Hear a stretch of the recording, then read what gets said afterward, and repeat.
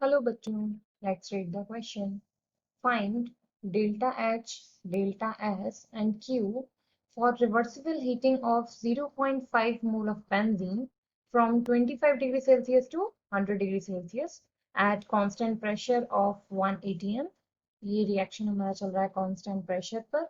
इसके बाद वो कह रहा है the normal boiling point of benzene is 80 degree Celsius and the enthalpy change of vaporization is 30.8 kilojoule per mole. फिर उसने यहाँ पर हमें कुछ वैल्यूज दी हुई हैं कि ln 353 अपॉन 298 की ln 373 अपॉन 353. तो न्यूमेरिकल को इजी करने के लिए अब देखो आपको बहुत कैलकुलेशन नहीं करनी पड़ेगी, उसने सीधे सीधे पूरी पूरे डिवाइड के साथ ही यहाँ पर आपको वैल्यूज प्रोवाइड की हुई है क्वेश्चन में. इसके बाद जो मोलर हीट कैपेसिटीज दी हैं कांस्टेंट प्रेशर, तो बेंजीन गैसियस के लिए दिया है 82 जूल पर मोल पर केल्विन और यहाँ पर बेंजीन लिक्विड के लिए आपको दिया है 136 जूल पर मोल पर केल्विन. हमारा की कंसेप्ट यहाँ पर क्या कहता है कि हमको कैलकुलेट करना है delta H means enthalpy change को लेकर हम लोग बात करेंगे. दूसरा डेल्टा एस एस मतलब होता है एंट्रोपी और डेल्टा मतलब हो जाएगा हमारा चेंज. तो यहाँ हम बात करेंगे साथ में एंट्रोपी चेंज एंड क्यू हो जाएगा हमारा. अब देखो ये जो रिएक्शन चल रही है ना वो कहाँ से कहाँ तक चल रही है कि सबसे पहले बेंजीन फॉर्म में था लिक्विड में और उसके बाद बेंजीन जो है वो वेपर या गैसियस फॉर्म में कन्वर्ट हो गया है. और देखो साथ में क्वेश्चन में उसने बोला कि बॉइलिंग पॉइंट कितना है बेंजीन का 80 डिग्री सेल्सियस, यानी कि अगर ये रिएक्शन 25 से 100 पर स्टार्ट हुई है तो 25 से 100 तक जाने में ये बीच में ही जो बेंजीन है ये बॉईल हो जाएगा 80 डिग्री सेल्सियस पर.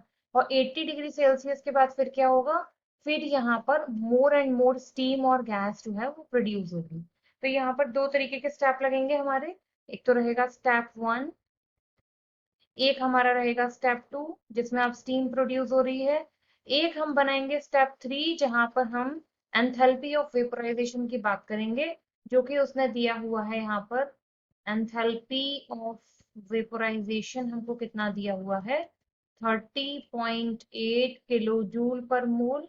तो इस किलो जूल को मैं जूल में कन्वर्ट कर लेती हूँ, तो 30.8 into 10 to the power 3 joule per मोल. ऐसा क्यों किया, क्योंकि अभी यहाँ फॉर्मूले में हम सीपी की वैल्यू लगाएंगे और वो जूल में दे रखी है, तो हमने सिलेंडर बनाने के लिए यहाँ पर इसे कन्वर्ट कर लिया. अब इसके बाद यहाँ और बात कर लें कि 25 डिग्री सेल्सियस में T1 हमारे पास कितना है 25 डिग्री सेल्सियस में है, तो कन्वर्ट कर लेते हैं 273 ऐड करके, तो कितना हो जाएगा यहाँ से 298 केल्विन. और T2 कितना हो जाएगा हमारा यहाँ से 80 डिग्री सेल्सियस, इसमें हमने 273 ऐड किया तो कितना आ गया हमारे पास 353 केल्विन. सिमिलरली अगर इस प्रोसेस में बात करें तो T1 कितना हो जाएगा 80 डिग्री सेल्सियस, 80 में अगर आपने 273 ऐड किया तो ये आ गया आपके पास 353 केल्विन. और यहाँ पर T2 हो जाएगा हमारे पास क्या 100 डिग्री सेल्सियस, जिसमें आपने 273 ऐड किया तो ये आ गया आपके पास 373 केल्विन.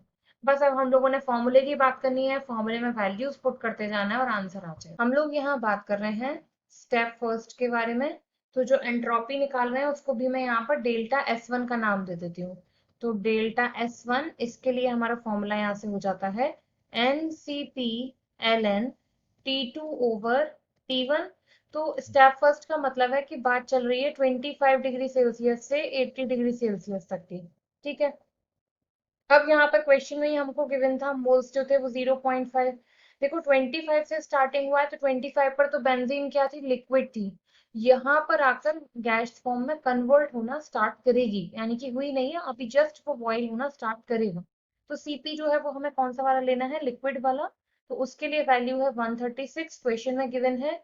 ln T2 हमारे लिए यहाँ से क्या हो गया 353 अपॉन ये हो जाएगा यहाँ से 298.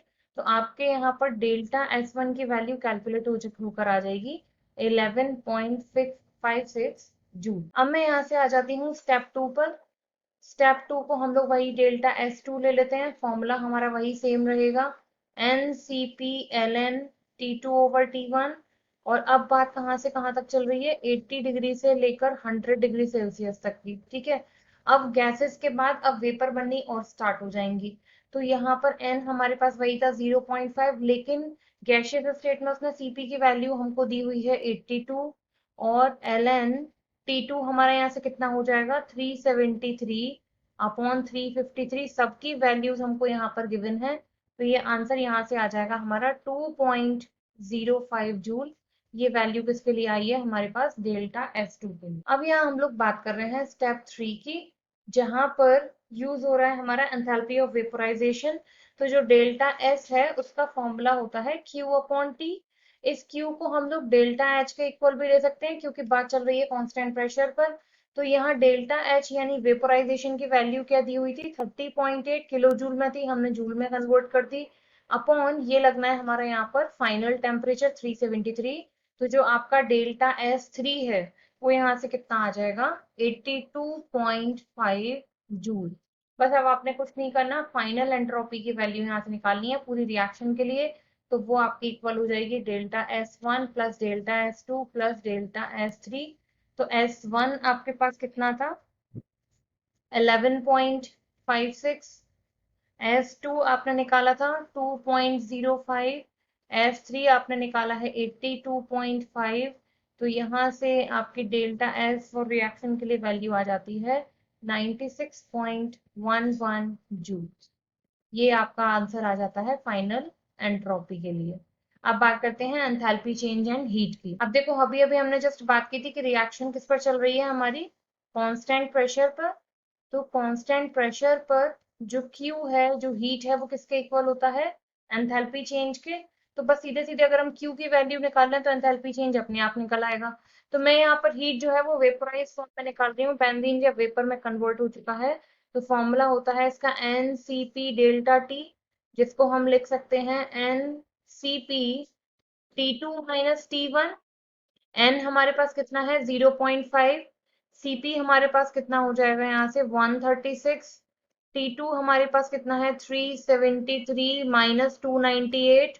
तो ये फाइनल आंसर आ जाएगा 5100। और आप चाहें तो इसे किलो जूल में कन्वर्ट कर सकते हैं 1000 का डिवाइड लगा के। तो ये कितना हो जाएगा यहाँ से 5.1 किलो जूल। किसके लिए वैल्यू आ जाती है हीट और एंथैल्पी चेंज के लिए। I hope you understood well, thank you.